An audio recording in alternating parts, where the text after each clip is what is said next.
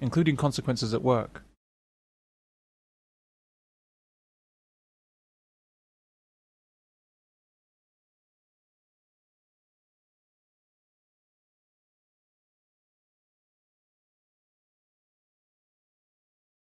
You're not becoming a fireman.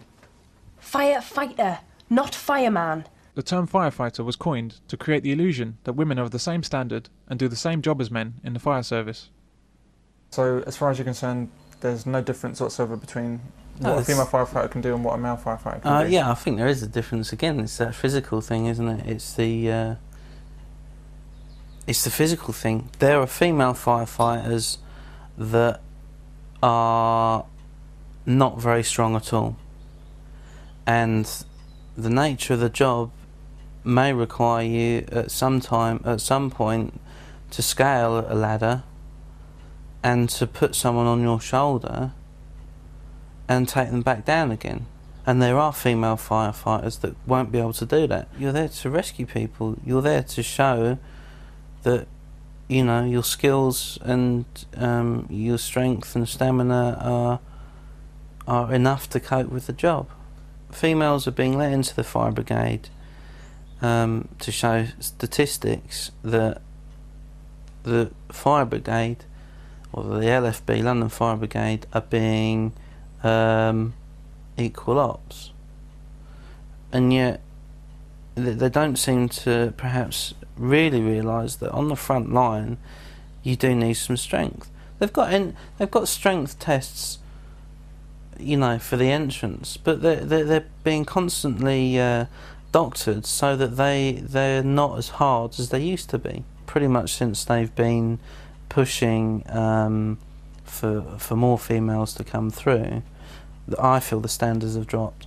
And this is from what I've seen and from talking to guys in a job that have been there 20-25 years. You do get rumours that, you know, they've lowered it because a lot of the female firefighters can't do level 12, or they struggle. You're a woman, Julie. Marge, women have been firefighters since... What? London's burning? Well... And what good are they? My dad was right about this. Can women lift the 135? Can they break down a door? Can they carry a man down a ladder? As long as there's fairness, you know, I don't have a problem with female firefighters. I think I believe that their strength and fitness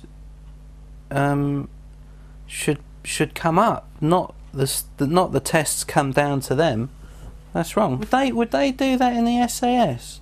Would they say to a female SAS, you know, you got to go and save this embassy dude that's being held by, you know, terrorists, but, you know, in your entrance exam we won't require you to run quite as hard as the guys, and we'll bring the targets a little bit closer for you for target practice. There's a thing in the brigade where they have female open days, so they can try on the fire gear and have a little go around the rat run and see what it's like before they come and do it for real, for the real selection process. They can talk to people and other firefighters and submerge themselves into it, which is good. It's great. Why not? You know, let's get people involved and let them. But there's no such day for male firefighters. There isn't an open day for male firefighters to go and do the same thing. This is all about equal ops, you know. I mean, they've got to do it. They've got to go both ways, you know. They've got to do it both ways. Otherwise, then it becomes, you know, not equal ops. Even it doesn't matter whether there are more guys than girls or more girls than guys. A team of firemen is called a watch, and it has 6 men. If the watch has women in it, the job automatically becomes more difficult and dangerous for the remaining men, because while she's protected from the toughest and most dangerous tasks, the men aren't. Instead of a 1 in 6 chance of being selected for a dangerous task, it's 1 in 5 if there's 1 woman, or 1 in 4 if there are 2 women in the watch, and so on. I would pity the only man in a watch full of women. The consequences for firemen, due to the presence of incapable women, are quite simply life-threatening. On the call slip it might just say fire at number 32 Belmont Road or whatever. You don't know what the hell is going on until you turn up to that place. And if you're the first appliance there, and you've got the driver, the officer in charge at the front, and 4 girls at the back, female firefighters, and there's a guy on the 1st or 2nd floor that is in desperate trouble, and he's got flames licking up his arse, and he needs to come out of that window. There's no other way from it to escape. Those 4 female firefighters are going to be well trained. They're going to know what to do, but there's a 100-kilo ladder they need to get off the back of the appliance. They need to position it over a garden wall that could be 3-4 foot, maybe 5 foot high, and one of them's going to have to go up there and assist, or perhaps even carry a guy down. If it's an adult that's, you know, that weighs quite a lot, and those 4 females are saying, well, I can't get up that ladder, I won't be able to do that. What happens to that guy? You know, maybe the officer in charge is able to do it, or the driver, but he's not in his fire gear when he turns up. He's in his work gear. So he has to get his fire gear on and then perhaps climb the ladder. It's physics. This is why the terms firefighter and police officer and soldier are all fallacies when applied to women. Women do not do the same job because they're not capable of doing the same job. Instead, men take up the slack created by inadequate women and pay the price with injury and death. Take this woman. To do that and to make sure that the Houses of Parliament and London as a whole could go about its business. I'd like to see her CV. Often, public bodies have to justify why there are not more women in senior positions, but we should actually be asking why there are any at all. Considering that policemen face far greater danger in their work and don't have the option of maternity leave, how can we be sure she's in place due to merit? Why can we recognise discrimination everywhere, except against men? A man's world in many ways. I know there are many female firefighters now, a lot more than there were, but they're still the minority, very much so. Yes, and I think, you know, especially having met, you know, women in the fire service as well, I mean, that they are tough and they do have to hold their own. No, for sure. I suspect that if we removed all men from firefighting, if we replaced everyone in the service with females, if we even painted fire trucks pink, women would still complain how difficult it was for women in a male-dominated profession.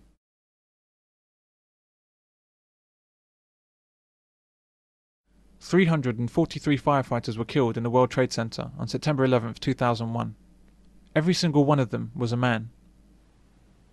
Where were all the women attached to the fire stations in New York? What excuse did the women find for not going into the Twin Towers? How many female firefighters were on maternity leave whilst these men died? This woman on the game show Fort Boyard is a firefighter. I hope they've taught you how to knock down doors. Definitely. In you go. Oh no! Jane. This is tough. As high as you can. As high as you can. As high as you can. Take a bigger run up. She's a hard lady. Come on, Jane.